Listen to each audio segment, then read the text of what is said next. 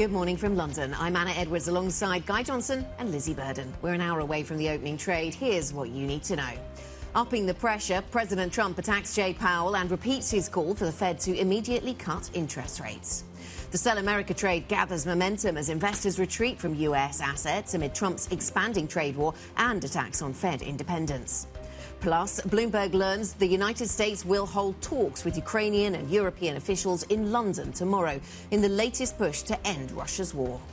Well, a very good morning, everybody. It's back to school for European markets. The US was already back yesterday, and it was pretty much a Sell America trade day. So we've got S&P E-minis up today, but still to process everything here in Europe, down 0.7% on Eurostoxx 50 futures. All of those comments on Donald Trump threatening Jay Powell's position, all to process. Another day of dollar weakness. You've got euro dollar going through the 115 mark, and another strong day for gold here. It hit a record again this morning. $3,491 a troy ounce is where we trade.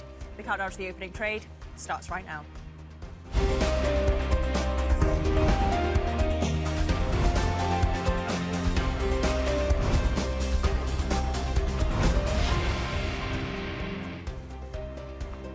Tuesday morning, welcome back. We had tariffs to worry about. Obviously, that was causing a certain amount of consternation. Now we've got Powell to worry about and the independence of the Fed.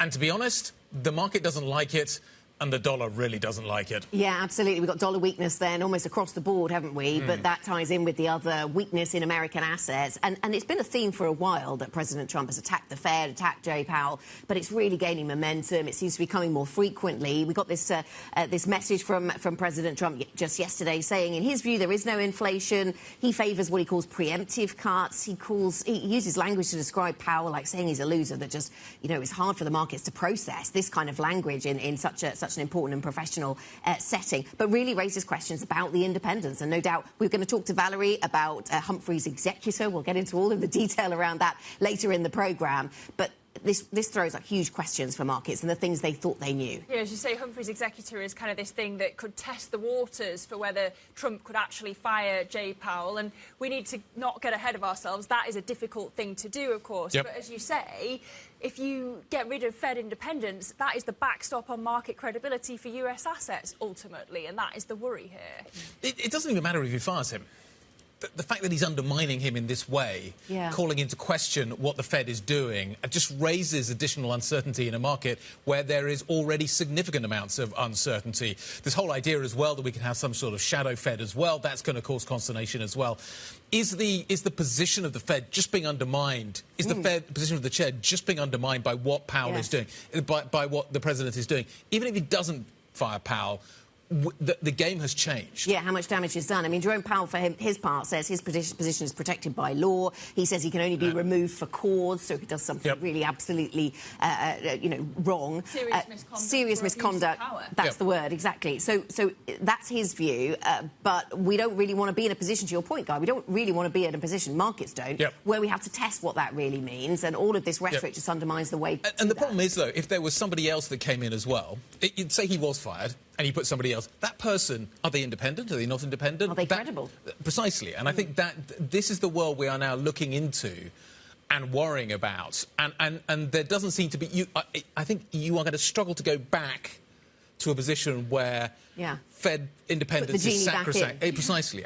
And that person's obviously going to be a dove, because what's the point of ousting Powell well, precisely. if Trump doesn't put a dove in? So then the question becomes, how soon do the cuts come? And it's different to the first term. Anna, you were saying that these threats to Fed independence are nothing new. But look, this time you've got sticky inflation, slower growth, geopolitical uncertainty. It's just a different picture right now. Uncertainty, there's a lot of it about. Let's talk about the tariff narrative around all of this as well, because the tariff uncertainty increases day by day. So the latest is we've got these solar tariffs that are coming to the United States, 3,500%. That's quite a big number, isn't it? You're basically saying we don't want your products. Yeah, I thought you would start to abandon percentages at some point as the numbers get bigger and you sort of talk about multiples of the price rather than It's an amazing number. Clearly, the US is not going to be importing solar panels from these places, solar components from these places. You also had the J.D. Vance talks with Modi in India. The US is talking about making major progress, but I think you can probably take away from those talks and also the Japanese talks, the progress is going to be slow. And I think that's really interesting in itself. It's interesting that Modi's off to Saudi Arabia. Other people are talking to other people while they're also talking to the United States. And that's going to be really interesting with this IMF meeting in Washington this week, ironically in Washington, that it's basically a gathering of everybody coming together. And they're all going to talk to each other about maybe how they coordinate and how they think about what their policy is going to be going forward. I think it's going to be a fascinating week for the tariff narrative. Just down the road from the White House, indeed. And, they're going to come out with this new outlook, the IMF. We're expecting a downgrade to the global growth outlook because of those tariffs. But interesting to note that usually those outlooks are more positive than what actually becomes reality. So even if they're negative today, history will likely prove that that's rosy. It's even worse. Yeah, so maybe we brace ourselves for that.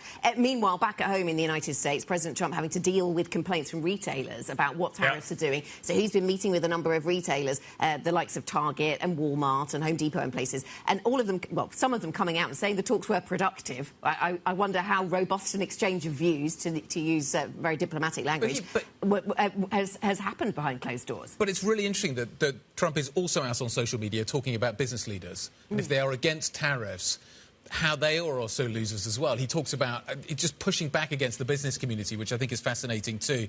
In some ways, you could argue that maybe the tariffs are working. Look at Roche this morning, making a big announcement, $50 billion to be invested in the United States. Is that part of the Trump... Is that a Trump win? And now you have companies talking about their trade balance with the United States. This is the language being employed here. They're talking about how Roche will, on the back of these investments, have export more from the United States than it imports. So we're getting into new territory now. Does that actually buy you any, mercy from Donald Trump? Because we'll remember, Nvidia announced that investment, and then out came the headline about the $5.5 billion hit to profitability. Now, Guy, you split uncertainty into two parts, the first of which being tariffs. The second, of course, the ongoing story, the war in Ukraine. And this week in London, on Wednesday, you're going to have the US holding talks between Ukrainian and European officials. Really interesting that you've got... Marco Rubio, the Secretary of State, coming, Steve Witkoff, the Special Envoy, Keith Kellogg as well. Look at what happened over the weekend. You were meant to have this 30-hour truce over Easter Sunday, and even that couldn't hold. So how are they going to negotiate for a 30 days? Yeah, and we do know more about what the US is proposing here, and it looks like a freezing of the borders as they have been won during this particular conflict, which is quite shocking in many ways. But we don't have any answer as to how anybody guarantees the security of the rest of Ukraine after this. That still seems to be entirely unanswered. And at what point does Trump say enough? And I think this is the critical question. He's hinting about the fact that if there's not significant progress in the short term, he's done. He's going to walk away. This is proving too hard. Can't do this. Must walk away. And it'll be... What happens at that point? What do we go back to? What kind of a world do we enter? Does the US provide arms for Ukraine? Do we end up with the ferocity of the conflict that we saw a little while back? I don't know where we're heading back to, but it does feel that this week is quite a pivotal moment in this narrative. Let's talk about what we've got coming up on the show. We need to get back to the markets and talk about what is happening. Madeline Jones, Oaktree Portfolio Manager, has joined us to talk about credit. Haig Bathgate, CEO of Multifamily Office at Callanish, is going to be joining us, Callanish Capital, and Martin Ratz, the Morgan Stanley Chief Commodity Strategist, is going to be talking to us about what is happening in the commodity space, particularly oil and gas. Big focus. You've seen the volatility we've seen in the oil market over the last 24 hours, Lizzie. Let's also set you up for what we've got on this week. Today we've got earnings out of Tesla, SAP, Aftermarket and Lockheed Martin stateside as well. We'd already mentioned the IMF and World Bank spring meetings happening tomorrow. We've got the US, UK and Euro area PMIs, an interesting first read on Donald Trump's tariff policy. And we have Bank of England Governor Andrew Bailey speaking in Washington at those IMF meetings on Thursday. More earnings to come on Friday out of BNP Paribas, Thales, Nestle, Intel, PepsiCo. And just to round off the week, in terms of eco data, we've got the University of Michigan consumer sentiment index, which was pretty bleak the last time. Yeah, it's going to be a busy one. And are we getting to a point where we can stop saying this was all pulled forward demand to get ahead of tariffs? Are we going to start to see some data that reflects the here and now? I mean, the PMIs, the high-frequency stuff, we'll be looking to that. The IFO sentiment index out of Germany as well, I imagine sentiment not great, given it was so boosted by the fiscal spend story out of Germany, and now, of course, facing tariffs. Well, I think everybody's waiting, in terms of the data, everybody's waiting for the hard data to turn. Yeah. The sentiment data, you mentioned a classic example, some of the PMI data as well, you could put it in the same bucket, have been softening, but the hard data hasn't. At what point does the hard data start to weaken up? And also, I think it's going to be fascinating in terms of the corporate reports. What are we looking for within the corporate reports? It's more of the forward-looking stuff that I think, rather than the backward-looking numbers, profitability, etc. It's what are you investing in? Where do you see profitability going? And I think with Tesla coming up, that's going to be a big part of that story. But it really, you've got SAP coming out later on tonight. There's a lot of things that we can focus on. Yeah, Dan Ives over at Wedbush, who, of course, was one of Tesla's biggest bulls, saying it's code red moment for Tesla, and CEO Elon Musk needs to take a step back from the government at this point. It's 130 days he's meant to be in the government in this role. That's coming up at the end of May. What happens after that? Yeah, and there are so many people, from a Tesla perspective, who would like him to focus more on actually running that business. You wonder whether there's anything about Tesla that really reads across into any other company or any other, wider read on the economy, because it's so idiosyncratic.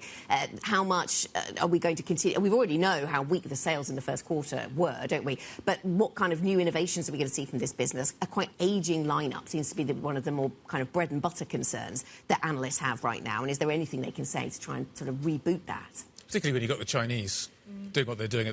There's a story coming up in a few minutes' time about batteries and 5-minute charges. And this is the kind of technology that has the capability to really revolutionise this market. Like a 5-minute charge on a battery changes the EV market in a really big way. We can worry about robo-taxis and things like that further down the road, but just solving that range anxiety problem, if the Chinese can solve that problem, that's a big... Is that a robotaxi or a cybercab? I forget. These things change names, don't they? Call it what you will. Get in, go there. Nobody in the front. Slightly unnerving. Anyway, what else do you need to know this morning? Bloomberg has learnt that Nomura has agreed to buy Macquarie's US and European public asset management business for $1.8 billion. The deal marks Nomura's most significant overseas acquisition since it bought Lehman Brothers assets back in 2008. The transaction is part of the Japanese firm's efforts to diversify away from its domestic market and trading operations. It appears to be a big bet on the future strength of the US market. Here we go. The world's biggest producer of EV batteries, CATL, has unveiled an upgraded version of the Zing battery. Jing, I probably should be pronouncing that offers, 520 kilometres of range from a 5-minute charge. The firm says the next generation battery isn't in mass production yet, and that it actually remains focused on the build-out of new superfast charging stations. BYD recently launched a car system that it says can charge a vehicle for 400 kilometres in roughly about the same sort of time, 5 minutes.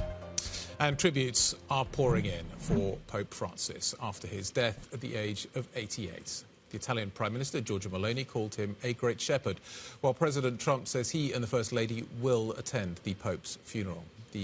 A cardinal from the United States has become acting head of the Vatican until a new pontiff is elected. Cardinals will now gather and will do soon in Rome to elect a successor. It typically takes between 2 and 3 weeks for a new pope to be named.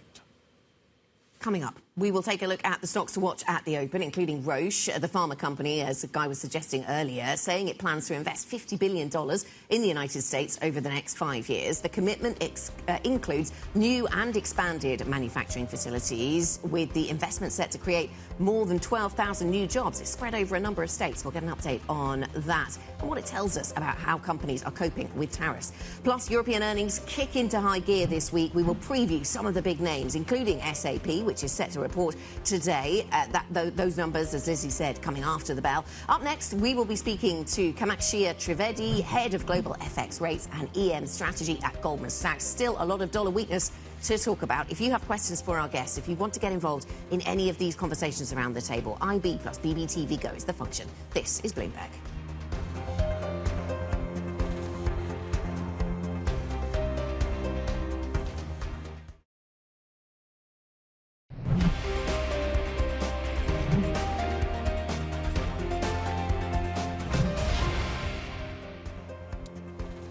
42 minutes to the cash market open here in Europe. Looks like we're going to see a soft start.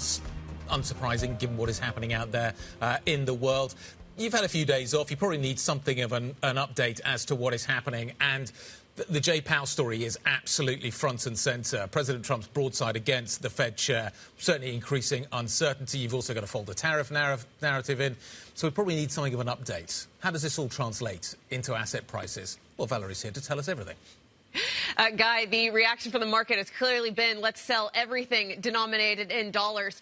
It was a pummeling day for the U.S. equity market. We're now down nearly 9% since that April 2nd Liberation Day tariff announcement. But if you're looking at the equity market, Guy, you're missing half the picture. Take a look at what's going on in fixed income. We are seeing a very rare de-link between Treasury yields and the U.S. dollar. In yesterday's session, 30-year yields rose 10 basis points. The Bloomberg Dollar Spot Index fell nearly 1%. This is a kind of price action we rarely see in G10 markets. We even rarely see it in the U.S. dollar, which is supposed to be the world's safe haven asset and currency. Now, this kind of de-link, we thought maybe it could be a one-off, but it's really becoming now more of a trend, and that is sending alarm bells throughout U.S. assets. Even saw credit spreads widen back out yesterday, Guy. But one of the main beneficiaries off the back of this continues to be the euro.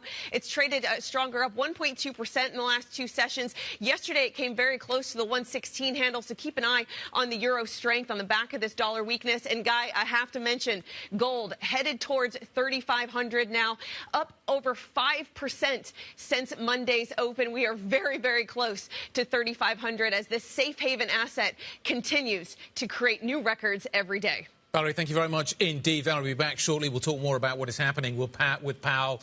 Let's fold this conversation into our next conversation. Kamakshaya Trivedi, Head of Global Foreign Exchange and Interest Rates and Emerging Market Strategy at Goldman Sachs, joining us around the table this morning. Good morning. Good morning. Sell the dollar? Keep selling the dollar? I think the dollar weakness is further to run. I think it's going to persist. I think it's going to deepen. And, so far you've seen most of it, at least, in the first instance, play out versus the euro.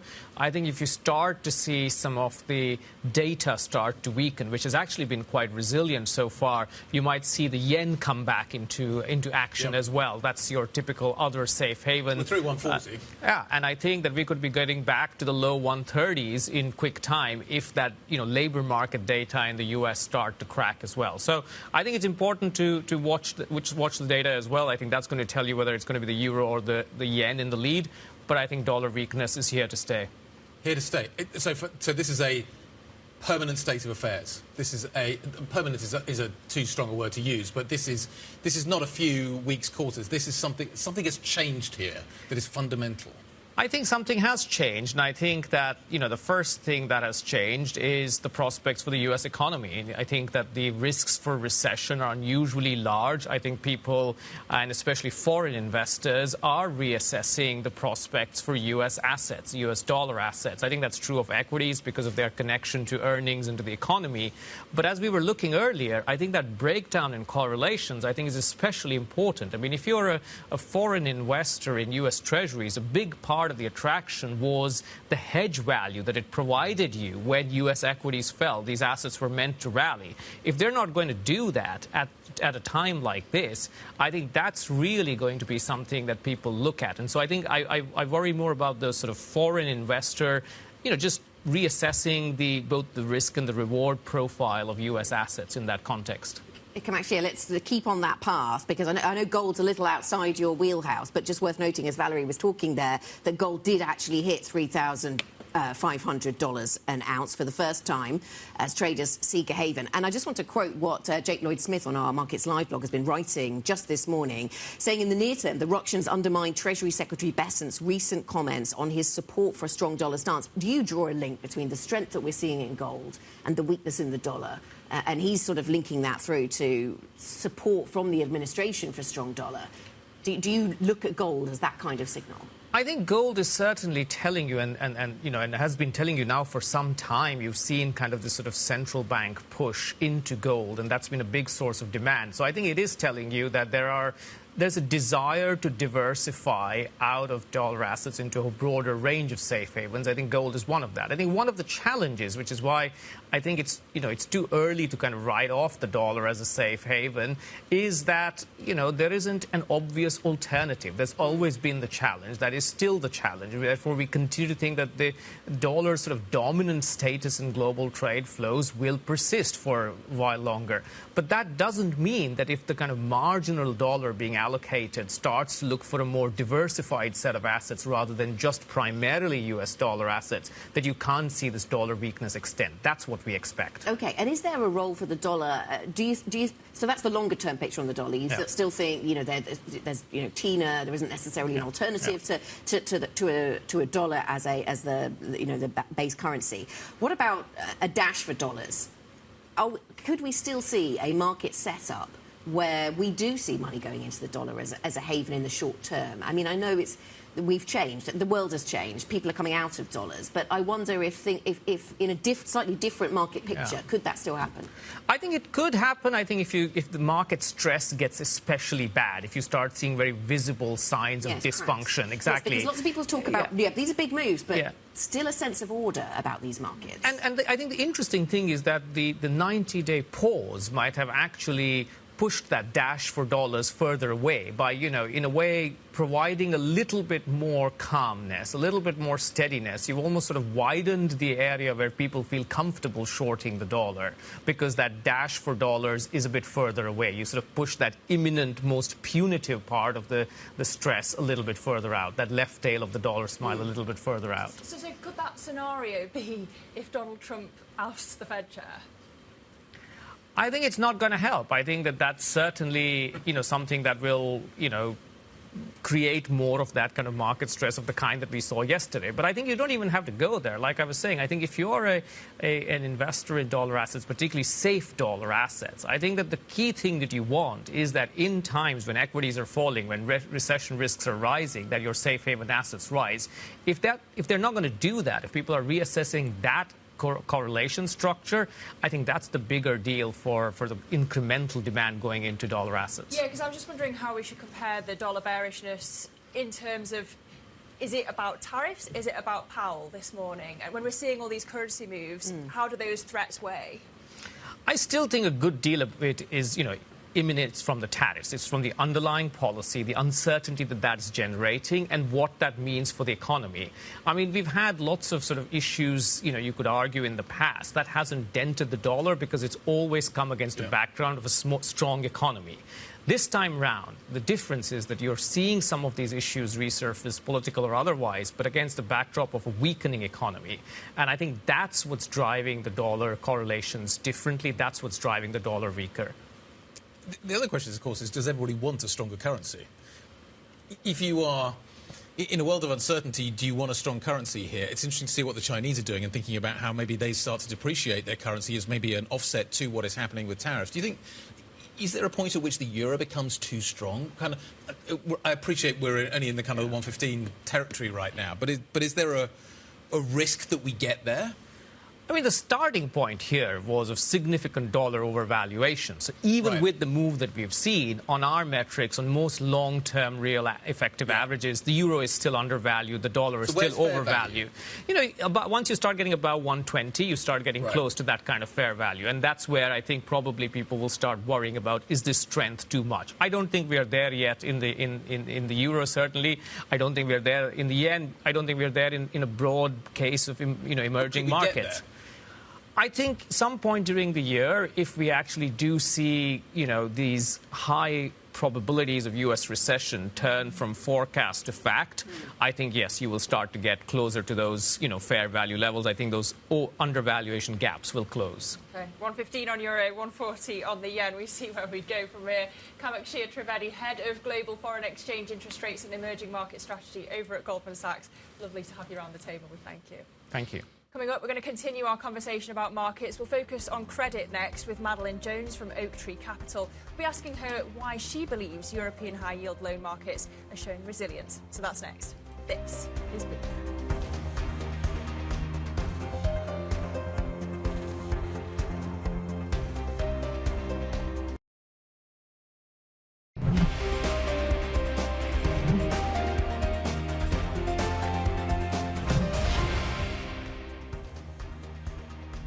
minutes from the start of trading here in Europe for the first day of our European week. Of course, US markets were trading yesterday. Tuesday, the 22nd of April then, and this is what the futures picture looks like. We expect to go a little bit weaker, echoing what we saw stateside, perhaps.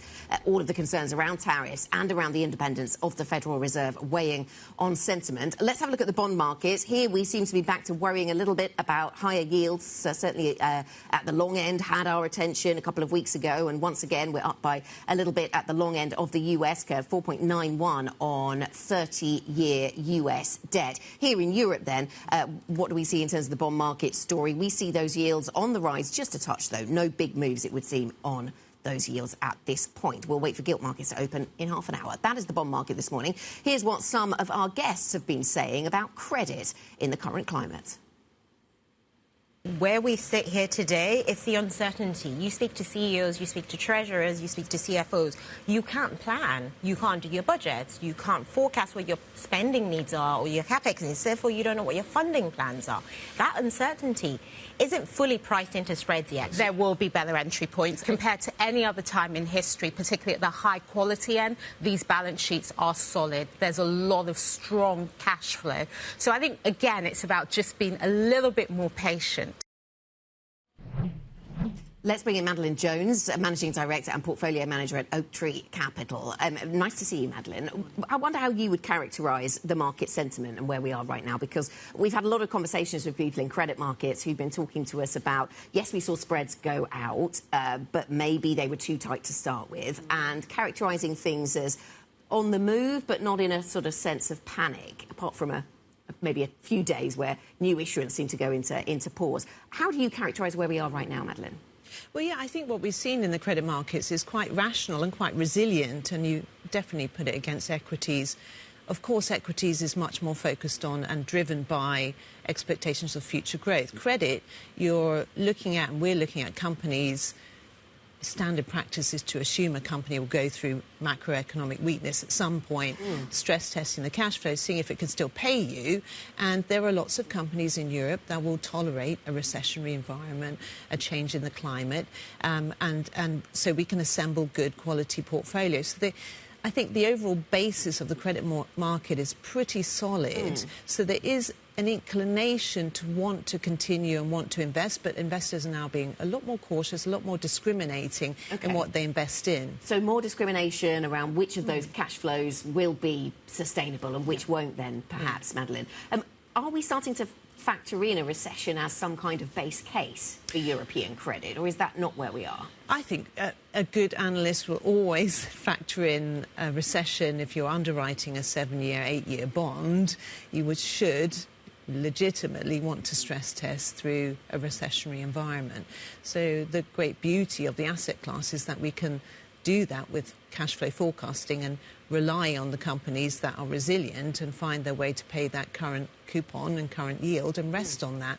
So, you know, I think recession should be expected, or as one of the probable outcomes that an analyst should be dissecting. But there's much more, I think, today that the analyst has to focus on. The tariff environment is still in flux. I think we don't know what the retaliations are, what the second order, third order impacts of tariff are. Changes in the currency, you've just been hearing about what that means for companies. It really needs really focused analyst teams knowing their companies really well and knowing their supply chains, production facilities, you know, to the detailed fine points. Even companies themselves are struggling to make through and provide predictions. So there is quite a lot of detailed analysis, which will change as we get more information. So given all of that, you want to focus on the companies with the clearest visibility, but there isn't much visibility. So how can credit teams make the kind of predictions necessary to make accurate investments, given the level of uncertainty you've just described? Like even the companies don't know what is going to happen next. How should a credit investor be informed? Yeah, I think you go back to the quality of the company's balance sheet. What do they have available to them liquidity-wise? What kind of leverage? Have they really pushed the leverage really far that they're on the edge and they really need everything to go right? And that's certainly when you've seen the credit spreads widening out. Of course, you've seen tariff-exposed sectors widening, recession-exposed sectors widening, but you've seen the weak CCC or the over-levered balance sheet widening the most because those needed everything to go right, and they didn't have any cushion for failure. And what you're always trying to find is the company that has cushion for failure or cushion for recessions, weakness, periods of time, periods of volatility to ride it through. Sure. But presumably, therefore, you go up the credit spectrum. You want to move up, but presumably everybody's doing that at the moment. How does that change pricing further up? What does pricing look like further up into IG? Even IG seems to be having a few wobbles at the moment. We're not entirely sure. We don't have the visibility for companies there either. So what does pricing look like there? Well, I think that investors everywhere are being cautious, right? So I don't think anyone's jumping in. We're not moving back to the spreads that we saw prior to Liberation Day. And you're seeing that decompression filter through the market. So when we looked to the market prior to Liberation Day, we were very inclined to believe that there would be an event, who knows what it would be, there would be an event which decompresses the market, which means that the double B differential to the triple C would start widening out. How far through that process are we? It's always difficult to say, to pinpoint where, the fair value or where the price is. What does your gut tell you about how much further? Is this move got much further to go?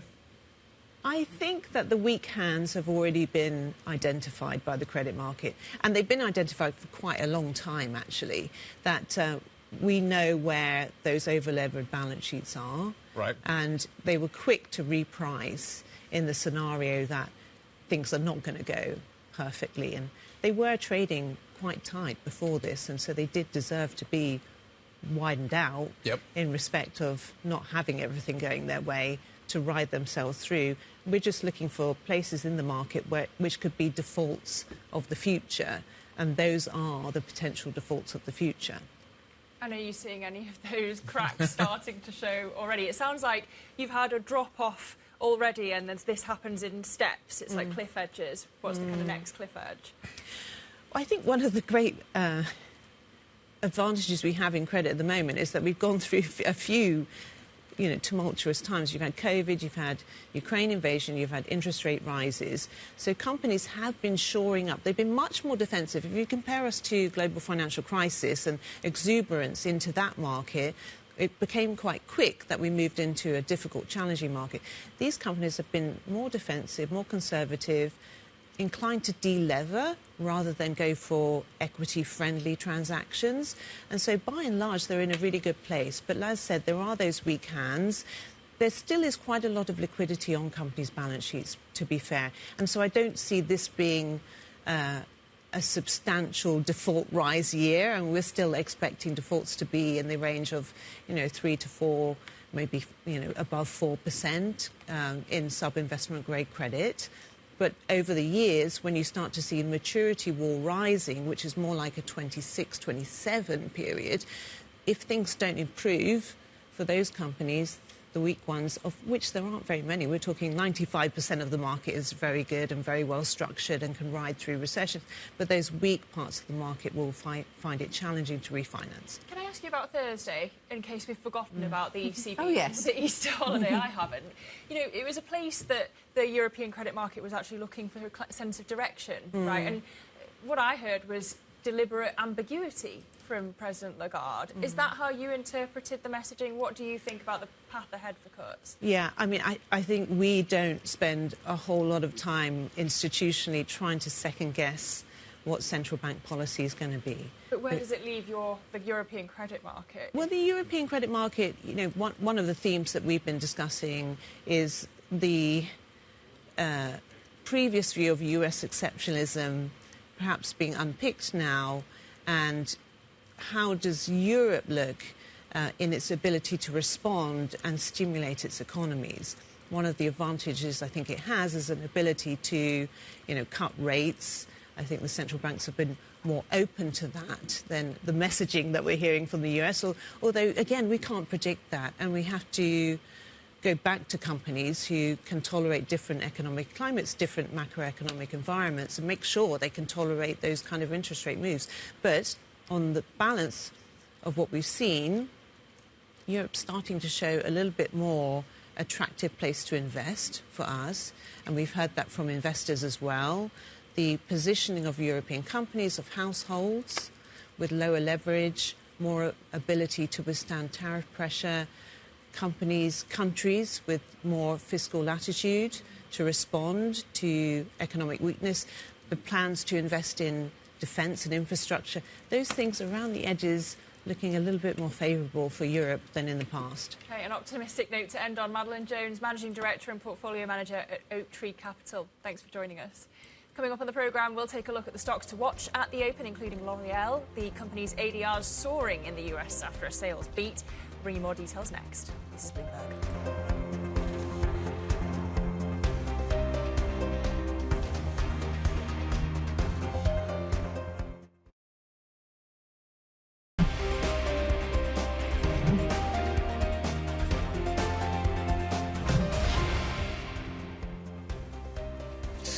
Tuesday morning, 60 minutes to go until we welcome Europe back to the fray. Cash trade will be taking place. A little bit of weakness may be coming through. Certainly, US futures have been bouncing around all over the place. The US session yesterday bouncing around all over the place.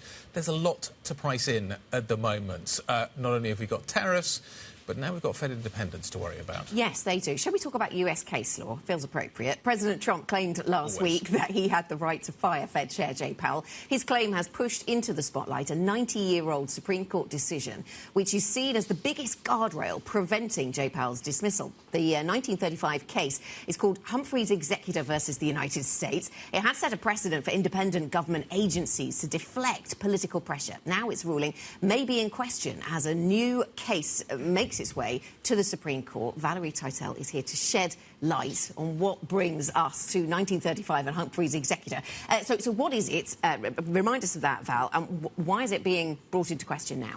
Okay, so Humphrey's Executor is basically the backbone decision behind the independence of U.S. agencies. When we say that the president doesn't have the power to dismiss a federal agent without cause, it's because of this decision back in 1935. It had to do with FDR wanting to dismiss the FTC chair at the time because he opposed the New Deal. So he fired someone purely for political reasons. The Supreme Court ruled that that was not allowed. Now, this new case that has reached the Supreme Court involves dismissals from Trump back in January of two officials who both sued, arguing the firings were illegal. And those appeals have now reached the Supreme Court. And why this is important is because these appeals cite Humphrey's Executor as its precedent for the decision. And the main concern for markets and investors alike is that this is an early test of the rule by Trump and his lawyers that can mean that the president could move to fire independent agents without cause for political reasons if this case is overturned. So you've brought us up to the here and now, but how does the Harris and Wilcox case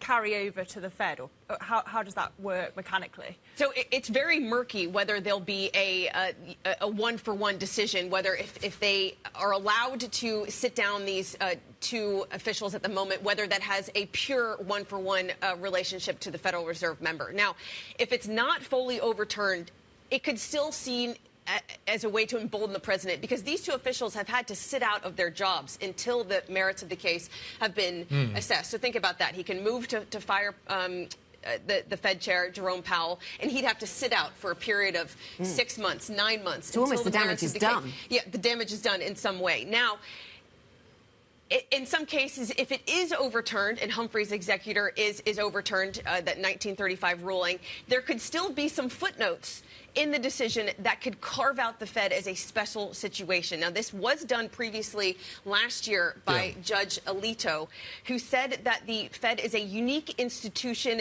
It has a special arrangement with history. So in somehow applying, the Fed will be treated differently than other agencies when it comes to their independence. Powell himself has mirrored this kind of sentiment. He said that this case, which he highlighted last week, would not apply to the Fed, implying that the Fed is some special case within this. The Fed was so important in the 30s as well in terms of what was happening then. So talk us through kind of, and the parallels I think with the 30s are fascinating. Talk us through the timeline as to how this could happen and how this could unfold quickly, slowly. So the main decision, the merits of the decision, might not be ruled on until later in the summer, in the next Supreme Court term. But what could be pivotal and what could be announced this week is that the Supreme Court could tell these two women, these two officials, that they need to sit out until the final decision is reached. And that could be the next step in emboldening President Donald Trump. And that's the thing that we could hear from the Supreme Court in the next few days. Valerie, thank you very much. Valerie CATL with the latest on Humphrey's executor, everything you need to know that links the cases going to the Supreme Court now, how they reflect on that 1935 case law and what that means for the Fed. Let's bring things back to the here and now, although this is something that's weighing on market sentiment, of course. Joining us, our Markets Live executive editor, Mark Cudmore, with details on where we are on these markets in 3 minutes. Mark, let's talk about dollar weakness, shall we? Because up until a few moments ago, we had more substantial amounts of dollar weakness. That seems to have just flattened a little bit, but bring us up to date on your dollar thoughts. Yes, on the show last Thursday, I warned that I thought we might get a short squeeze in the dollar in the low liquidity weekend. I was 100% wrong. My team was right here. I should have listened to the majority here. They said, you know, the dollar can't bounce much. And in fact, when we got that much more aggressive Trump attack on Powell, it's really seen, in fact, the dramatic squeeze in the low liquidity was actually for dollar weakness. We've taken out a bunch of barriers. We broke 140 in dollar yen. So in fact, the squeeze in low liquidity was the exact opposite direction of what I warned on Thursday. I still think that the long-term trends for this year are very, very clear. We've talked about this since January. It's the end of US exceptionalism. It's going to be a long-term dollar decline, but these things do not happen in a straight fashion. I think it's going to be a large dollar depreciation we're going to see over the coming months and years, but yet this is mainly about a capital outflow story. There are trillions of dollars to come out of the US and find new homes. There aren't obvious new homes. This story is going to play out over months, if not years, and therefore I do get worried when the move gets overextended. So at the risk of making the same mistake twice, on Thursday I warned that there could be a short squeeze into low liquidity. I am still worried that in the very short term the dollar weakness is slightly overextended, but again the long-term trade is very clear. Dollar will decline further, just maybe not in the short term. Let's get another Cudmore call. Gold. Where next? Look, that is a move that is extremely stretched and again very logical. I think this is the thing I'm going to keep on repeating probably all year. The long-term trends themes are extremely clear. It's how you trade short-term around them. I understand why people are rushing into gold, but the gold-silver ratio is just so extraordinarily extended. It is now at that point where you've got red flag to kind of look for when does this correct back. Now it can correct back either via gold retracing a bit or silver getting a bit of a boost. I think, in line with my views, that I'm a little bit worried that the dollar weakness has gone a bit too much in the short term, that maybe today that the extraordinary move we've seen in gold in the last few days might have been a little bit of a short-term blow-off top, and we can actually see gold pull back a little bit here in the short term.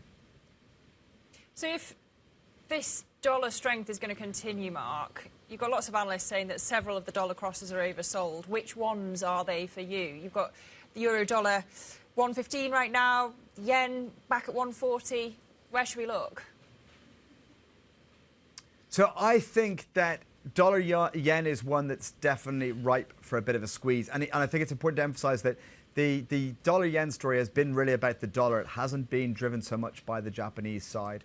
I think the euro dollar story is much more structural. As you know, one of my long-term views is that euro dollar goes to 130 before 104, which we've been kind of talking about the last couple of months. But given it's done like 10 big figures recently, I think that can pull back a bit, but it will not pull back far. I think that the important thing here is that any dollar bounce won't go too far because there is a large part of the world waiting to sell into any bounce. Reserve managers everywhere will hit those bids if it bounces more than 1% or so. OK, Bloomberg's Markets Live executive editor Mark Cudmore, we thank you. And remember, you can get up-to-date analysis and insight from Mark and the rest of his team. Just go to MLIV Go on your terminal. Now, let's get your stocks to watch with Joe Easton from our equities team. Joe. Morning, Lizzie. So we're watching Novo Nordisk today because the stock is going to reopen for the first time in Copenhagen since we had data from Eli Lilly on their latest obesity drug. Now, the Lilly drug showed that patients lost around 7% of their body weight over a 40-week period, but this drug has the benefit of being an oral tablet rather than an injection. And we've seen Novo's ADRs over in the US absolutely slammed over the past couple of years, down close to 10% in the US. So this stock likely to be lower in Copenhagen. It hasn't traded since Wednesday last week, so therefore we're going to continue to see some losses in that stock today in Copenhagen. Then in terms of L'Oreal, we had numbers out of this one. Again, the stock hasn't traded since we got the update from the French cosmetics company. North America looking really weak, but the US Europe and Asia looking pretty strong, making up for some of the weakness in North America. So North America weak, the rest looking pretty good on that one. We can see that stock had a pretty bad run. We did get those numbers out of LVMH, which weighed on the stock, and we can see actually 6 sells on the stock at the moment. So potentially some people already turned a little bit negative on L'Oreal, but watch that one. In the Paris trading, probably going to be higher. Looking at Ørsted and also Equinor over in the wind space finally. Now, Trump has halted a massive wind project just outside of New York, and that is expected to hit both of these stocks today. It's a project that's run by Equinor, but also Ørsted has a number of projects similar to that over in the US. And we've already seen a couple of analysts today downgrading Ørsted. Barclays, Bank of America going underperform or sell on Ørsted because of this news. Trump, of course, a long-time sceptic of wind, so those wind stocks set to be hit in Europe this morning. Joe, thank you very much. Equities reporter Joe Easton, he'll be back with how some of those stocks have fared. Yeah, lots of companies have to react for the first time to news that has dropped whilst markets have been closed on Friday and on Monday, and in some cases, as Joe was saying, on Thursday as well.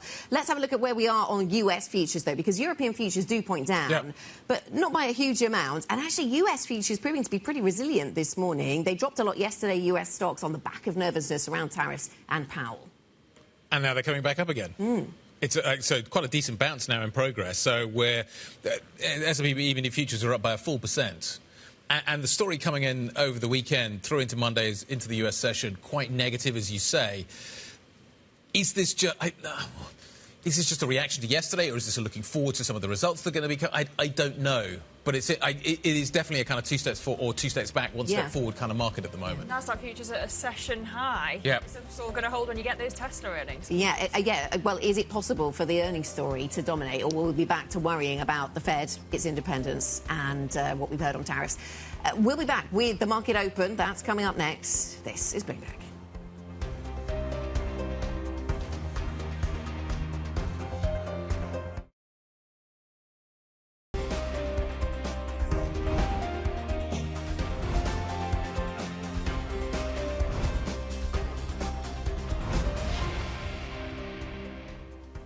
Tuesday morning, good morning. So we've had a 4-day break here in Europe. America has had a shorter break, so we've got a bit of a timeline mismatch, which I think is something we need to kind of correct and talk about a little bit, just in terms of where it sets us up for this Tuesday session. This is a 2-day futures chart out of America, so it captures yesterday and it captures today. In aggregate, still in negative territory, which is interesting in light of what we're seeing in terms of European futures this morning. We priced in some of the Powell negativity, therefore, yesterday. To this morning, we're climbing back a little bit. That's beginning to be reflected here in Europe, but it's just worth mentioning that the US has had a longer time to kind of process all of this, Lizzie. Yeah, and Europe today has to process all that news today. So Euro Stoxx 50 futures down 0.1% now, clawing back, as you say, a bit of the optimism. FTSE 100 futures flat, but a rosier complexion it appears there will be for French stocks this morning. Maybe that's because of the L'Oreal numbers aftermarket on Thursday.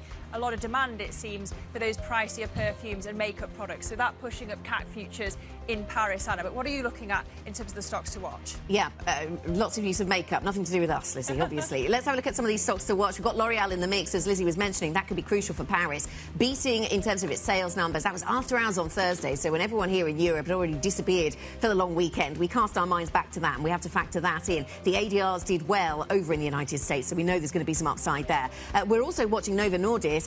This one, a rival, Eli Lilly, had good results in tablet form, as Joe was pointing out, and so this is something that could weigh on Novo at the start of trade. And keep an eye on Ørsted. Again, this is US action there around offshore wind projects, as Joe was mentioning. Guy. So single stocks aren't going to have an impact this Tuesday morning, which I think is interesting. In a world that's been so macro-driven of late, we're beginning to fold that narrative back in. We'll look for Tesla a little bit later. SAP out with numbers too. So here we go. The opening trade Tuesday. The FTSE's a little negative, but not that negative, which I think is interesting. The IBEX is down by 0.7 So some more negativity there. So some quite interesting dispersion beginning to be priced in, and that takes you back to this kind of difference between the market complexion of these various bourses around Europe. So the stock 600 in aggregate down by around 0.3%. Some of these single stock names will have an impact. They are heavyweights. They are going to make their presence felt. The CAC 40 actually opening fairly flat this morning. We'll see what L'Oreal does as well. So that's a reasonably positive trade that we need to fold in as well. Think as well about what is happening with currency markets here too. You've got a 115 handle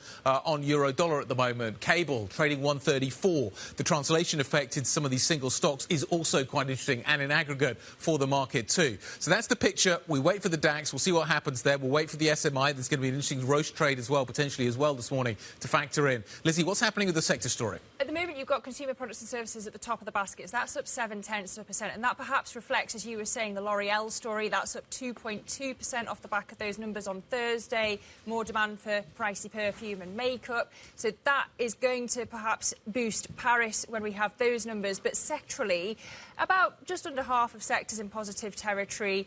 Bottom of the basket, though, construction and manufacturing, that's down 0.9%. Energy not far behind, and tech not far behind that, which is interesting given that stateside, you're seeing NASDAQ futures pointing higher, even though we're awaiting those results from Tesla as well. Right, yes, we're getting a different dynamic as the further you look ahead into the US session, you get a more positive sense of risk appetite. Interesting that we're not seeing a bigger rise in L'Oreal, perhaps, given what the ADRs did, given some of the calls that we saw earlier on. The trade on Tradegate was much more positive than just a couple of percent up. Oh, now it's, yes, a couple of percent up. So, you know, that's interesting in itself, perhaps.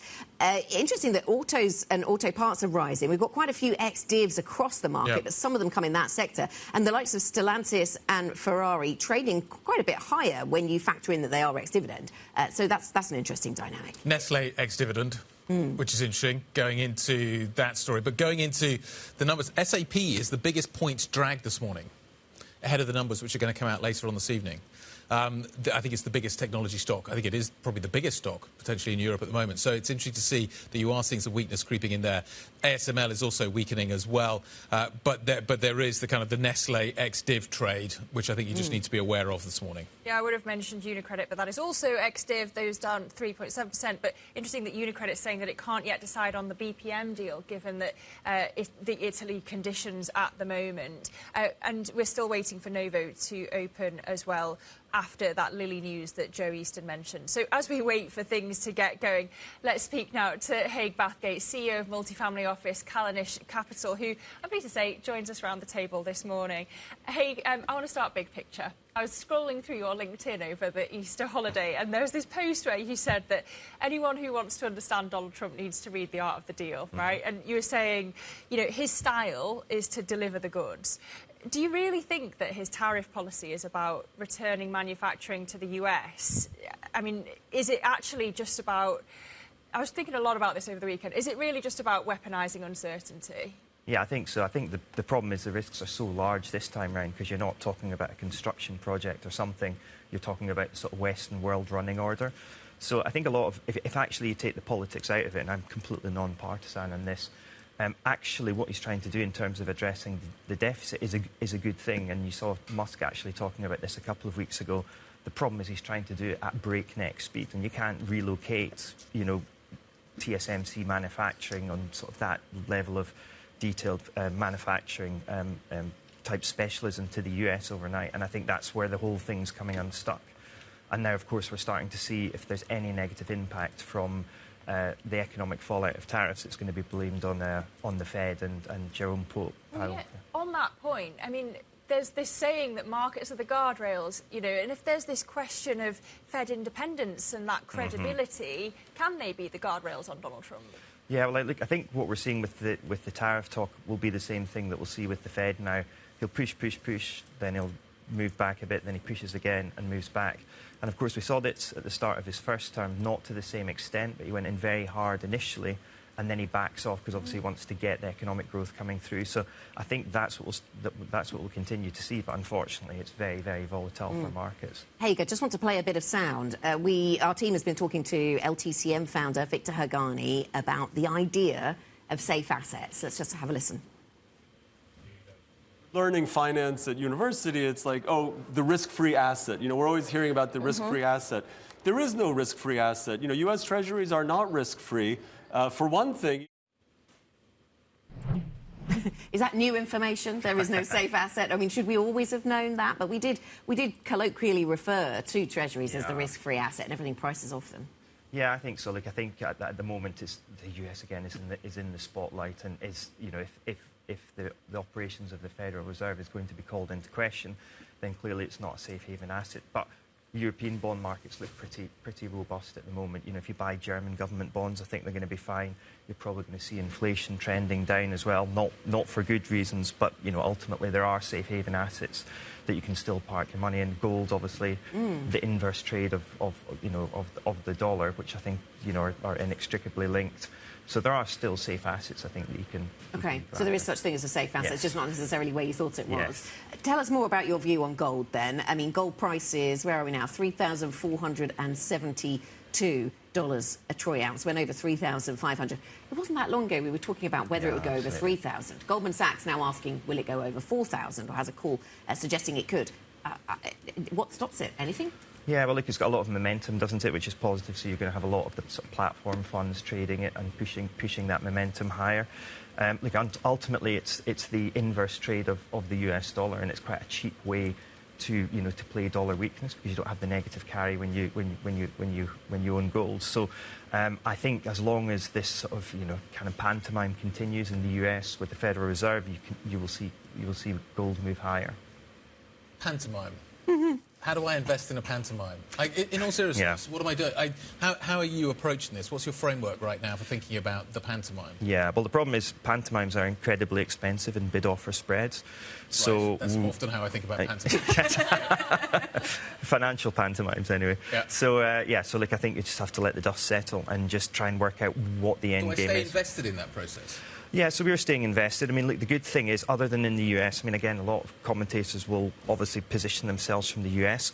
But look, in Europe, we now have the negative relationship between bond prices and stock markets. So we have that whole 60-40 thing that wasn't working 2 years ago is now working again in Europe. So, we're using a lot of European government bonds. We actually like them because I think the inflation framework starts to reduce. And you are getting that natural hedge without having to bet the shop on one outcome. So for European investors, the picture is clear. Is that how US investors, do you think, will ultimately react as well? Do you think they will look to Europe for that ability to put that trade on, that more balanced sort of either side of the boat trade? Yeah, well, look, I think a lot of US investors would only ever consider the US bond market, but obviously now it's a dangerous place to be. I mean, obviously, if things get out of control too much in the US, what we'll see is yield curve control. I mean, that'll be the next thing, and there will be if the markets become so dysfunctional. How realistic is that?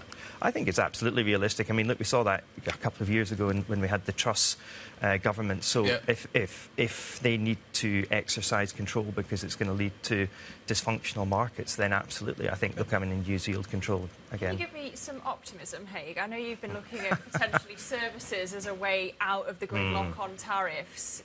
What are you hoping for? You're thinking that's optimistic. Let's see if that's optimistic. Yeah. There we are, Haig. Is that an optimistic story? Yeah, look, I think, what the markets can't deal with uncertainty. As soon as we get any degree of certainty, people will position themselves accordingly. I think with Trump, the bark is always worse than the bite, even though we're seeing this sort of extreme of that at the moment. And look, ultimately, this is his legacy, I would imagine. So as he gets towards the end of his term, he'll want these things to be turning round. So I'm not suicidally pessimistic, and we're remaining fully invested on the equity side of things. That feels like a long way away. Like the end of the Trump term? I'm assuming that there is an end to the Trump term. We're almost 6 months in already. Feels like longer. Hey. We've all aged. Yeah. Makeup's doing a lot of work. Hey, nice to see you. Thank you very much for stopping by to see us. Haig Bathgate, CEO of Multifamily Office at Cavendish Capital. Let's talk about where we are with the Core 6 and try and understand what is happening here. We are looking at a market that actually is seeing quite significant dispersion. Ignore the right-hand side of the board. Focus on the left-hand side of the board. What is happening with Novo Nordisk is quite eye-watering this morning. Nestlé's gone ex-dividend, but certainly you're seeing some weakness in tech as well this morning. Luxury's doing all right. LVMH is just down a little bit. L'Oreal's having a slightly better day. Joe Easton, what's going on? So that is the really big move of the morning, guy. Novo Nordisk down now. We're down 8% over in Copenhagen. Now, remember, this stock hasn't traded since Wednesday because the Danes enjoyed a nice long 5-day break for the Easter period. But Lilly announcing that data on a obesity pill drug that saw users lose around 7% of their body weight in a 40-week period. And clearly a pill is going to be preferable over an injection, which is normally the device used by Novo Nordisk drugs, including Wegovy and Ozempic. So therefore the competition risk hitting Novo Nordisk really hard in trading this morning, by far the biggest points decliner on the stock 600 in early trading. Then we've got the wind stocks, big moves over here, particularly in Ørsted. Now, Trump putting a halt on a massive project, a wind project, run by Equinor, constructed by Equinor in New York. But that is seen as a negative read-through for Ørsted as well, which also has projects over there. And we've seen analysts, Bank of America, Barclays, already downgrading to underperform or sell on that stock this morning. So really big moves in those shares. Again, that stock Ørsted not traded since Wednesday. So pricing in all of that negativity. Then in terms of L'Oreal, coming up a little bit, but as Anna said earlier, not as much as perhaps we had expected or seen in the ADR, but we did see pretty decent sales in the European market and also in Asia. So that one actually coming up a bit. It was weak, of course, after the LVMH report recently, so potentially just pairing a bit of that. Then we've got the gold miners. Another good day for these as gold once again hits a new record high, rising to around $3,500 an ounce. It is up around 100% over the past year or so in terms of the gold price. So Fresnillo, Endeavour in London and Greatland Gold, all three of the London-listed gold miners rising today following that news, so a decent one there. And then in terms of electrification, now Amazon said to be the latest company scaling back its data centre rollout. That's according to a report by Wells Fargo. An analyst at Wells Fargo said that that is what he is seeing in those trends, and that does seem to be feeding through into these electrification stocks. Schneider, Prysmian, Legrand, Siemens Energy, all weaker following that report from Wells Fargo. We did, of course, see worries about Microsoft doing the same thing, hitting that sector recently, and it's now Amazon weighing on the sector today. And then finally, just finishing on UniCredit and Banco BPM. Now, UniCredit is saying that it's not able to fully push through with its takeover of BAMI, Banco BPM, until it is able to digest the conditions set by the Italian government. They say that the conditions that have been imposed are really hard to digest, and they're waiting to see whether they can progress. But at the moment, that does seem to be weighing on those stocks. BPM down 1.9% and UniCredit slipping as well in Italian trading. Joe, thank you. Joe Easton from our equities team. Coming up on the programme, Tesla reports later today, and investors will be keeping a keen eye on performance and Elon Musk's plans to ease concerns over his external activities. That sounds euphemistic, but he's obviously very close to the Trump administration, and that has not gone down with some consumers, in particular here in Europe. But that's a bigger story. We'll talk about that and all the other details to watch out for when it comes to Tesla. We will have that for you next. This is Bloomberg.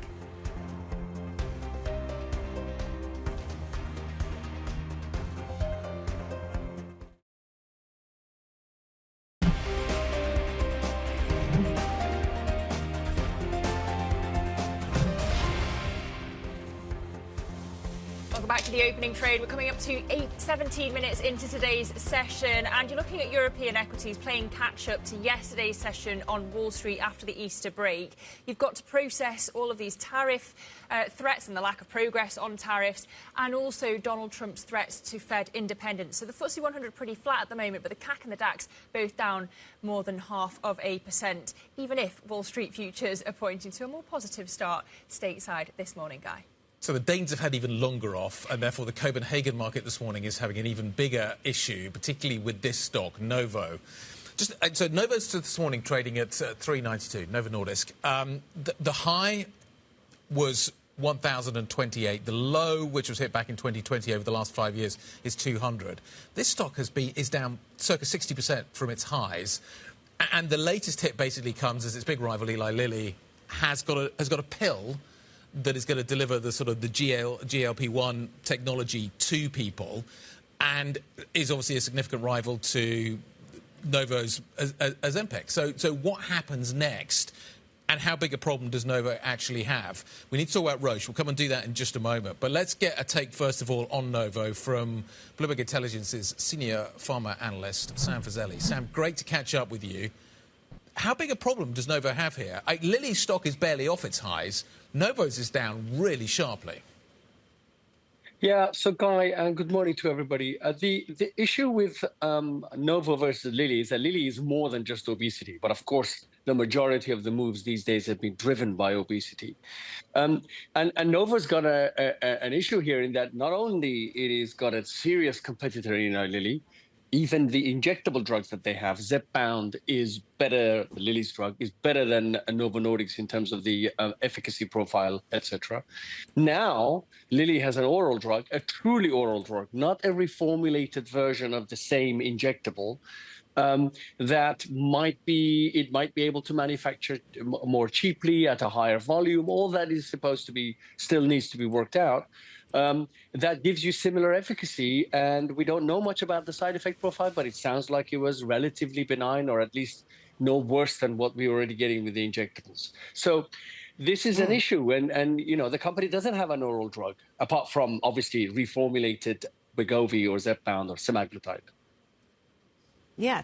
Sam, lingering on this theme for a moment, Novo Nordisk now sliding to become Europe's 5th biggest company by market cap, so another illustration how it's off its highs. And Guy was talking about just how far this has fallen, because, as he said, it was above 1,000. This is the share price, was above 1,000 Danish kroner. It's now at 393. We haven't had prices like that on Novo since 2022. I mean, we're almost going back to pre-Ozempic times when we look at the price of this. Does this throw up opportunities at all? I mean, look, Novo's been one of those stocks that many analysts have looked at valuation and thought, it's time to call a sell. And they've all been wrong along the way, right? I'm talking over the past 20, 25 years, having been watching this stock. So there's something that one mustn't forget. The potential size of this market is massive, right, in the obesity and diabetes market. So that hasn't been taken away from them. And the ability to fill prescriptions for all those patients around the globe is not necessarily, is not that easy, as we've seen. The other element that, of course, we have to figure out, one positive, one negative. The positive could be they're going to be the first ones to have a Alzheimer readout for the same class of drugs this year, potentially. That could be a big upside if it works. The negative is that they are based in Denmark, and there's this still lingering, I don't know how lingering it is these days, argument about Greenland, the US, and Denmark, and maybe that's an additional pressure on them. I don't know how relevant that is these days. Well, Sam, you bring me on to Donald Trump, because I want to talk about Roche. You've had this announcement that they're going to invest $50 billion in pharma and diagnostics in the US. Isn't that exactly what Trumponomics wants? Is it that we're going to see more of these moves in the pharma space? Yeah. I mean, I'm going to invest $1 billion in my home here for the next 5 years. I mean, who knows, right? The announcements are cheap. What really needs to happen is, which I'm convinced that the companies are sincere. The question is, of the 4 companies that have run, and listen, let's not forget, they're the 4th one now. The other Swiss pharma company, Novartis, pledged $23 billion. Lilly has pledged 27, and Johnson & Johnson, $55 billion. Now, these are, interestingly, all over the space of 4 to 5 years. What happens in 4 to 5 years? Another election. So where this money goes, when this money goes, some of the companies have said they've already broken ground. Most of them, I think, are going to be saying, well, we'll see how this all goes, gets spent.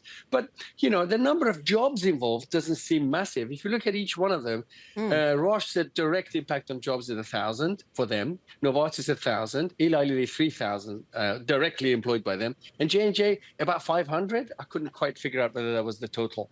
So there is still this issue. At the end of the day, I think these are all for drugs in the future, potentially, and we'll see how it all pans out. But it is, to a degree, going down the road that President Trump and the administration is hoping. Sam, thank you very much. Yeah, really interesting that you've got pharma companies now talking about their own trade deficits and trade surpluses and using that kind of language. Sam Fazeli, Senior Pharma Analyst at Bloomberg Intelligence. So they're evidence that we've got some pharma companies moving, or at least saying they're moving some production around the world. Maybe that takes us onto the auto sector, where we've also heard some similar commentary. Not necessarily from Tesla, though. Reports from Tesla due out later on today. Their first quarter earnings will be released. The car giant faces questions about volumes, autonomous driving, driving and tariffs. All the while, CEO Elon Musk's role at the White House looms over the company's future. For more, let's bring in Bloomberg's Global Autos editor, Craig Trudell. Craig, a lot of different angles on Tesla then, aren't there? There's so many. What are shareholders most interested in? Because I've written a list of about 5 or 6 different things to watch out for in this earnings report. But what really matters to shareholders? I think, in short, it's really just a reason to believe, a reason to stick with this stock, because the numbers, the actual results are going to be pretty depressing. There's going to need to be some convincing in terms of more affordable models being on the way, because clearly the lineup is in need of a boost. The Model Y has been redesigned. That was a big factor in the first quarter and maybe one way in which Musk can sort of spin things. But I think there's a lot of concern that even with that model starting to ramp up, that's whether that's going to be enough to really give this company the lift that it needs, because it's seriously lost momentum. Craig, we just showed this quote from Wedbush Securities' Dan Ives saying, there's a code red moment for Tesla if Musk doesn't focus on business. But he's meant to be stepping off after 130 days, right? He's a temporary federal hire. Surely that should give investors confidence. Well, I guess I would push back on that, and I'm confused, honestly, by this sort of, calling of a code red when we know full well that even if we get to that 130-day point, is Elon Musk really going to fully sort of step back from politics and kind of hang it up and be done with things? I'm extremely skeptical of that. I think, a bigger sort of, question that analysts like Ives have to contend with is, if this is a lasting issue where he's really become, sort of the George Soros of the right, the sort of boogeyman for Democrats, how damaging is that going to be to Tesla? Because this is not just going to be a question of how long Doge sticks around. He's someone who's very clearly signaled that he is going to continue to be a force, continue to throw his money around, regardless of how long his role in Doge lasts. In some ways, Tesla's yesterday's news. And the Chinese EV makers are smashing it at the moment. And we've got this new technology, CATL, talking about, what is it, a 500k range, km range with a 5-minute charge. This is amazing chemistry.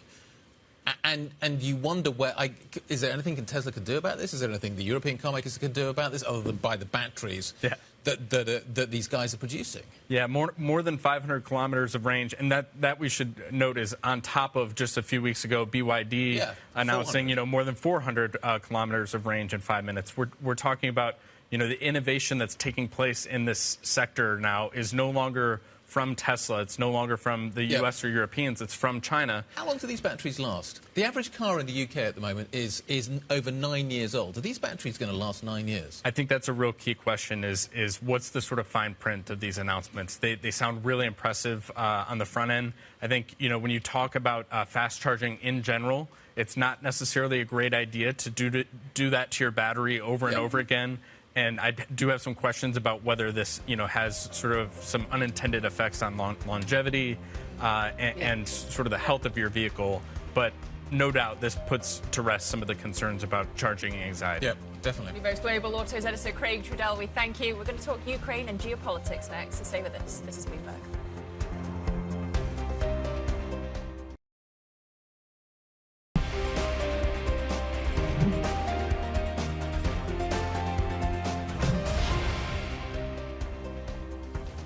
Welcome back. Half an hour into the Tuesday session here in Europe for European equities. And as you can see, broadly, actually some weakness out there. The stock 600 is down by around 0.6%. Industrial goods, construction, travel and leisure, auto parts is where the weakness is to be found. It's interesting that it's not in healthcare as much as you would have thought, given what is happening with Novo Nordisk this morning. But that sector is still down circa 1% this morning.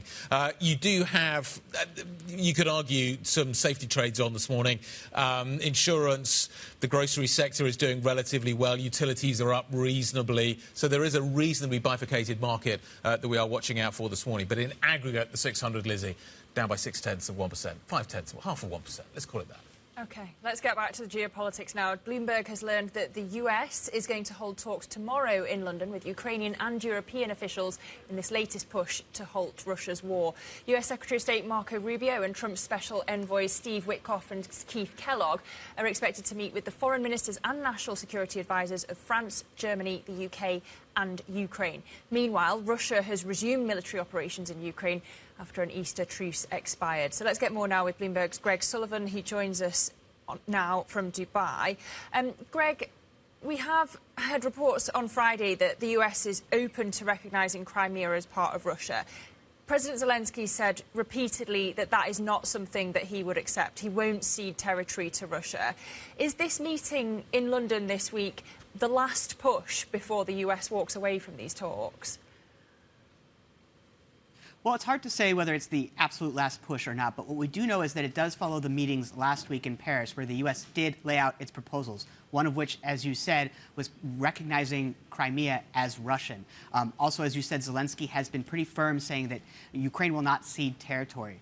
We do know a few things about these coming talks and the proposals, including that the U.S. is proposing freezing the conflict along its current lines, which also would be a sort of recognition of the occupation of Russia in these eastern and southern territories in Ukraine, something that Zelensky might not find palatable. Also, as you said, the U.S. has been putting pressure lately, saying that they're prepared to walk away if there isn't signs towards progress towards such a deal. So it will be very interesting to see what does come out of these talks and if any progress is actually made towards a ceasefire. Greg, if there were to be a ceasefire, how would it be policed? Do we have any details on how that would work?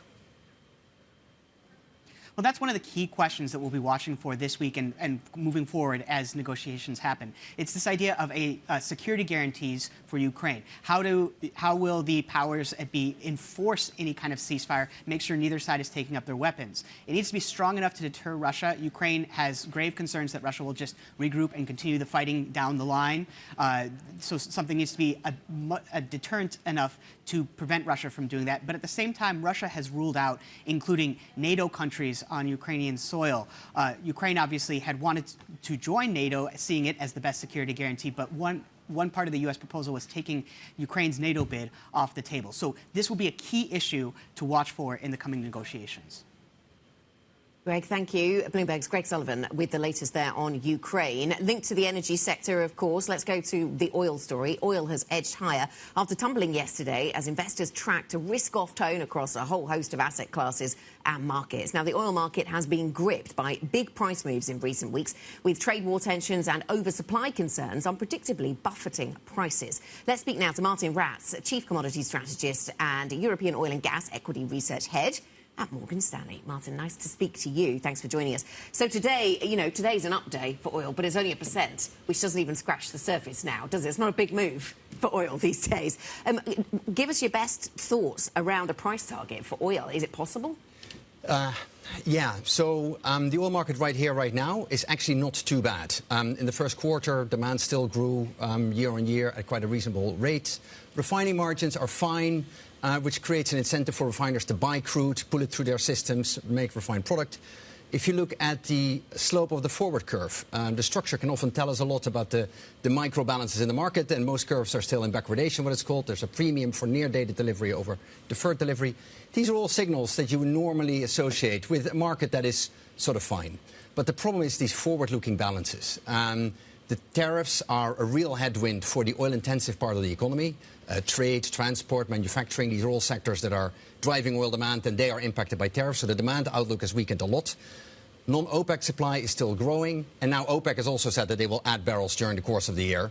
And when you put these things together, the second half balances look really weak. We think the market will be oversupplied by 1 million barrels a day or thereabouts. That could grow into 2026. Yeah. And I think that's what the market is trying to price. OK, there's lots to talk about on the demand side. Then we come to the supply side of things, and the focus has been on maybe OPEC plus countries and what they're doing, but also domestically in the US, President Trump wants more production stateside. Do you see any evidence of that, or are we, we weren't very far from $60 a barrel for some time, and a lot of people say that's crucial as to how much US producers are incentivized to sort of put rigs in the ground?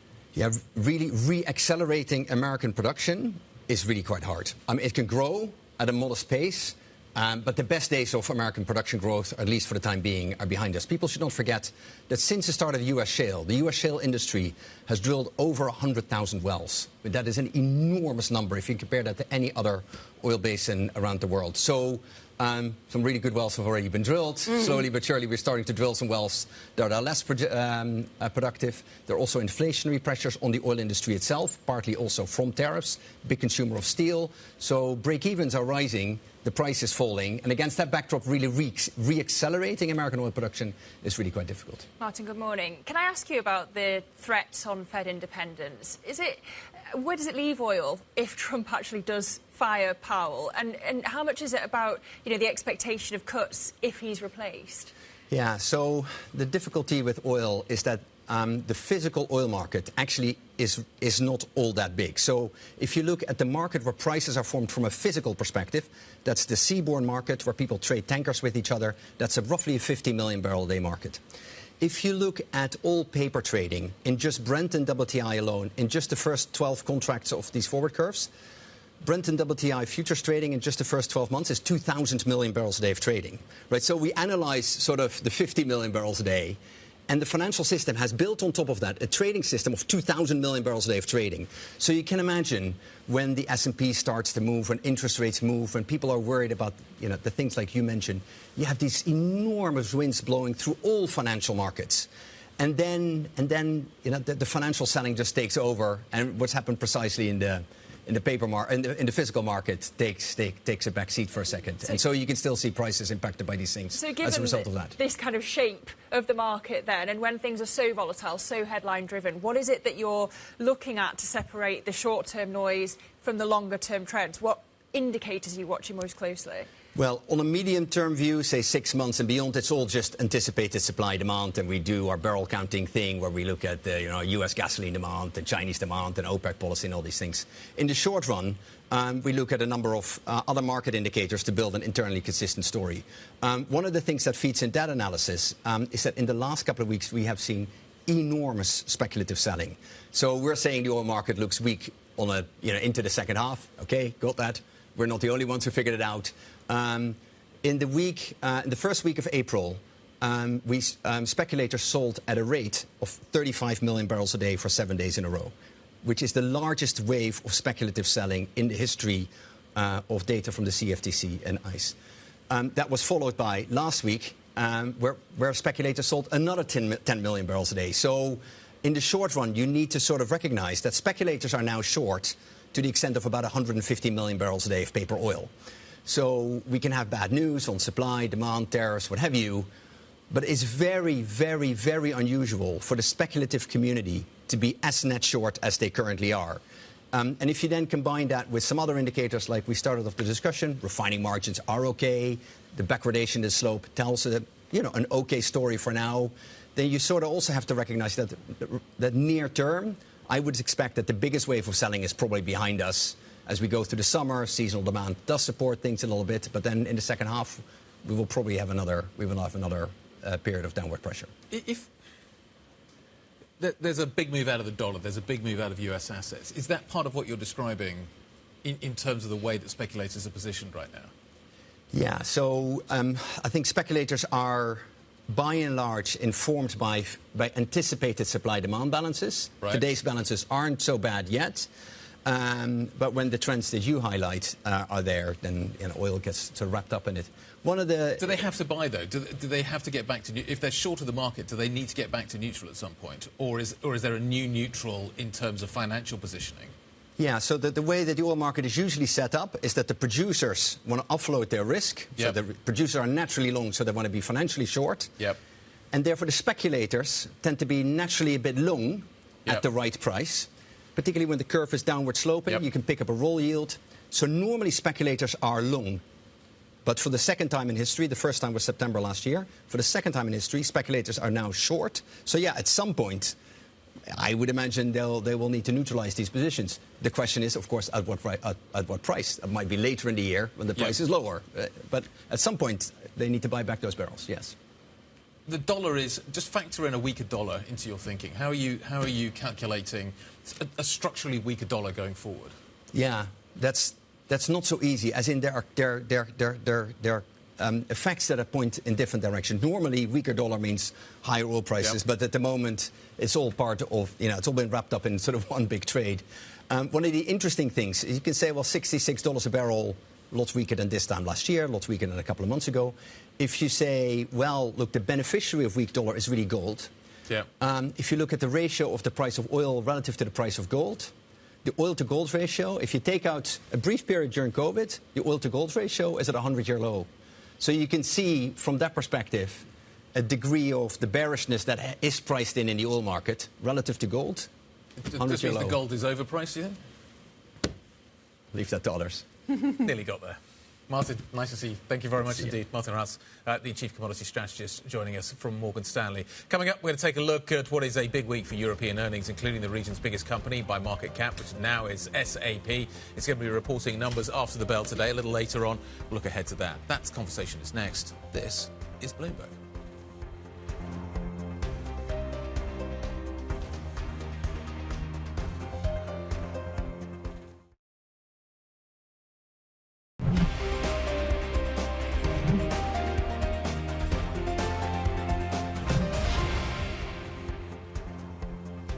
Welcome back to the programme. Now, tributes have been pouring in for Pope Francis after his death at the age of 88. In his final public message, he appealed for peace in Gaza and Ukraine. President Trump has said that he and the First Lady will attend the funeral. Pope Francis will be remembered as a spiritual leader who encouraged Catholics to embrace more compassionate views on many issues of church doctrine. But his legacy as pontiff will also be marked by his failure to deal decisively with past abuse by clergy. Born Jorge Mario Bergoglio in Buenos Aires, he entered the seminary in his 20s and joined the Jesuit order known for its work on behalf of the poor and for social justice. Bergoglio later became a bishop of Argentina's largest archdiocese and eventually a cardinal before being elected the 266th pope in March of 2013.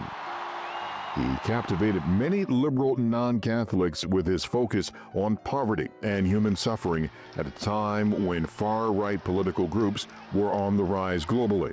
But Francis's expansive message faced pushback from a polarized clergy and hidebound Vatican bureaucracy. He abolished the highest level of secrecy used to protect pedophiles within the church, yet largely failed to satisfy victims' demands for accountability. He advocated for a freer discussion of homosexuality, divorce, and the role of women in the church, but progressives didn't find him revolutionary enough, while conservative Catholics felt he went too far. He left a final institutional legacy reconfiguring the College of Cardinals that will select the next pope, making it more likely that person will be from Asia or Africa. A look back at the legacy of Pope Francis. Now, let's look to what comes next. Bloomberg's Milan Bureau Chief Tommaso Ebhardt joins us for more. Tommaso, what are the steps in choosing the next pontiff? Hello, good morning from Milan. Pope Francis spent, the last few hours of his papacy discussing the themes that were really close to his heart. The needs to help migrants and the poorest of the society. So the big question here is who will be the next pope, and if the stance that Pope Francis brought up during his papacy will be sustained by the new pope or not. The next steps. So we are still waiting for an official date of the funeral. It's expected to be at the end of this week, most likely Saturday. We already heard many leaders are going to attend the funeral, including Donald Trump, whose stance on immigration was criticized by Pope Francis in the last few months. And then we'll start the conclave, most likely in the first 10 days of May. 135 cardinals, all men, will decide who will be the next pope. And then we'll spend some time waiting for that white smoke, Tommaso. Who are the front runners to be the next pope? Yeah, that's a very difficult question to answer. There is a Roman motto who says, who gets into the conclave, the next pope, exit the conclave as a simple cardinal. So the names we can throw out usually are not the one who will be elected pope, but for sure there are some regions we can look at. One is the U.S. U.S. never had a pope, and there is the Cardinal Burke, who is a archie-conservative cardinal, who could be one of the contender. And then if we go back to Italy, there's a natural candidate who is the Secretary of State, Pietro Parolin. He's well known for his diplomacy, was one of the closer people to Pope Francis. Italy, the last Italian Pope died in 1980, so maybe it's turn to go back to Italy. But also, if we look at the period of Pope Francis, we have to look also at the other regions. He said, I'm arriving from the end of the world. So let's look at the other region. We will have the new Pope coming from Africa. There's a chance that will be the first Pope coming from Africa or from Asia. There are a couple of candidates there, one on the Philippines who is seen as very close to the teams that Pope Francis brought, who is Luis Tegel, and the other is from Africa, is Cardinal Taxon from Papa. He would be the first black pope in history. So we'll see, we'll see the smoke coming out of the St. Peter Cathedral, but this will come a couple of weeks from now. OK, Tommaso, thank you very much. Bloomberg's Milan Bureau Chief, Tommaso Ebhardt. Let's take a look at some of the other events that we're watching out for this week. Today, we get earnings out of Tesla, SAP and Lockheed Martin. We also, tomorrow, have the IMF World Bank Spring meetings in Washington. We have the US, UK and Euro area PMIs. And on Thursday, it's the Bank of England Governor Andrew Bailey speaking in Washington at that IMF meeting. Then on Friday, we have more earnings from BNP Paribas, Thales, Nestle, Intel and PepsiCo, as well as Ecodata, the Consumer Sentiment Index out of the University of Michigan. But I want to focus on SAP. Those numbers coming later today. Let's bring in Bloomberg's Charlie Wells with a preview. Charlie, Europe's most valuable company. What are investors looking out for?